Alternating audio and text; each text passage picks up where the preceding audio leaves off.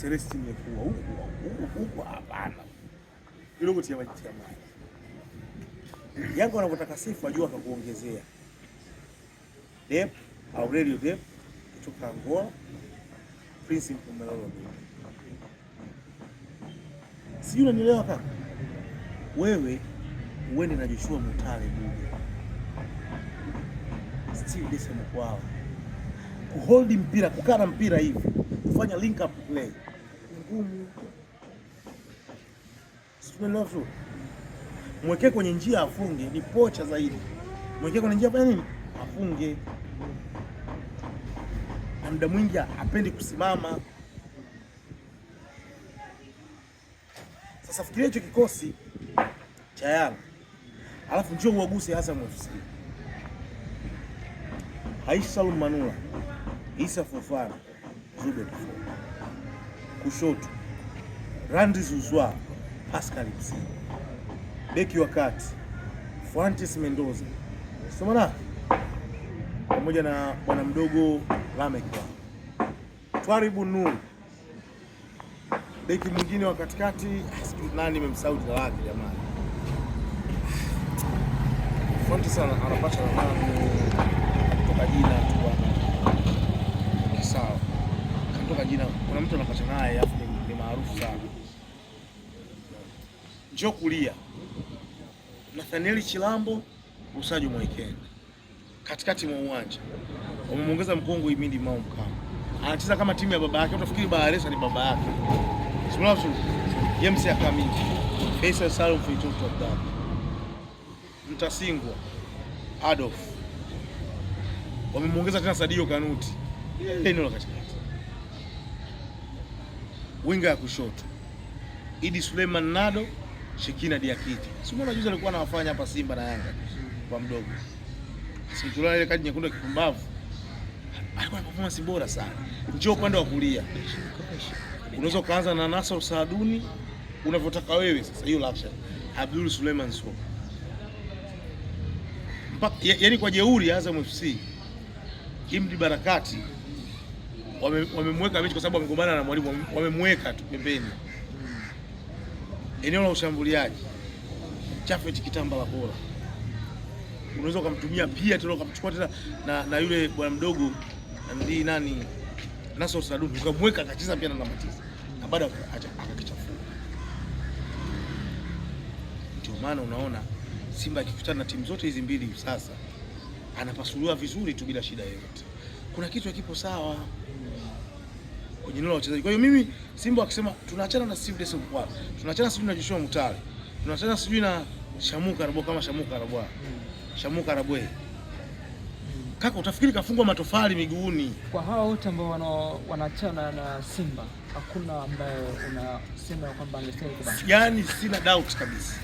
Sina doubt. Kwa sababu wangu ambao kitu kimoja, unajua kuna kitu lazima watu waelewe. Watu wanasema dirisha dogo, watu wanaacha wachezaji wengi, wanasajili wachezaji wengi. Kwa sababu vilabu vyetu sisi haviendeshwi kisasa. Yaani sisi bado hatujaamua kuonyesha vilabu vyetu kisasa, ambapo unaweza ukawashangaa au timu ukaishangaa timu ikifanya hivi, labda ni timu za Ulaya, mfano labda Arsenal, Manchester City, FC Barcelona, hawa kwa sababu wana watu watatu kwenye eneo lao. Kuna mtu anaitwa technical director, kuna mtu anaitwa football director na kuna mtu anaitwa sporting director. Sisi vilabu vyetu havina hawa watu. Hawa watu ndio wanalinda falsafa. Hawa watu ndio wanahusika kwenye masuala ya usajili. Hawa watu ndio connector wa utawala, kwa maana wale viongozi wa juu na benchi la ufundi, kwa sababu na wao wanajua masuala ya kiufundi.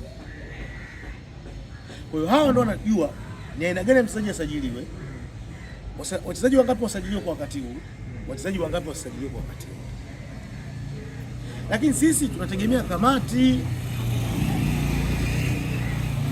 ambayo ndani yake utakuwa wewe Ngwale kwa sababu ni kiongozi, uwewe kusimamia mpira. Kamati ambayo atakuwa labda Sport Points, zamani aliwahi kucheza mpira. Mshiriki wangu nimemweka kwenye kamati. Nitakuwepo mimi, nilisomea ukucha na CAF Diploma D. Simula vizuri. Atakuwepo nani ana kafu diploma A na wengine,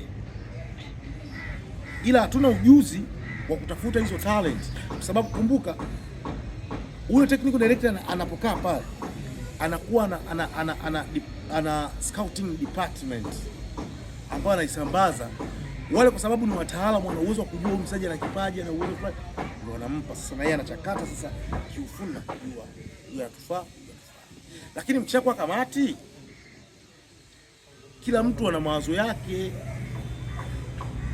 na hatuwezi kujua ni yenu nyinyi ni nini. Ndicho ambacho kinatusumbua Simba mama. Sawa. Kwa hiyo wachezaji wengi wanakuja sometimes wanaitwa na wanakamati wa ufundi.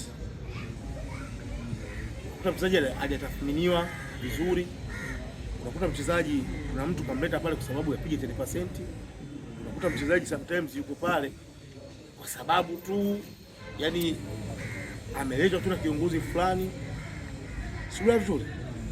Kwa mchezaji mwingine kaitwa pale kimkakati ni mbovu, lakini akivunjiwa mkataba watu wapige pesa.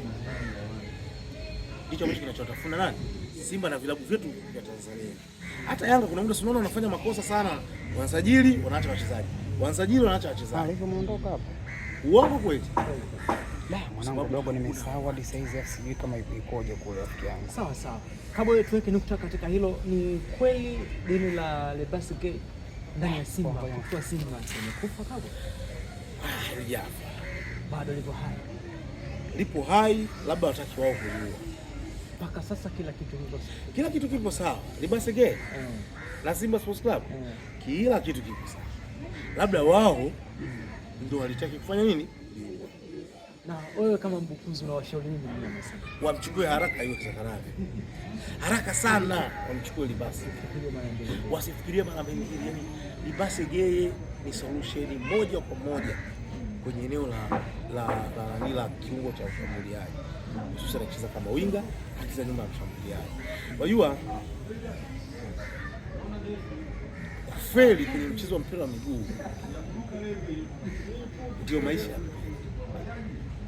Simwazo kufeli inawezekana kaja kufeli, lakini kwa mimi nilivyo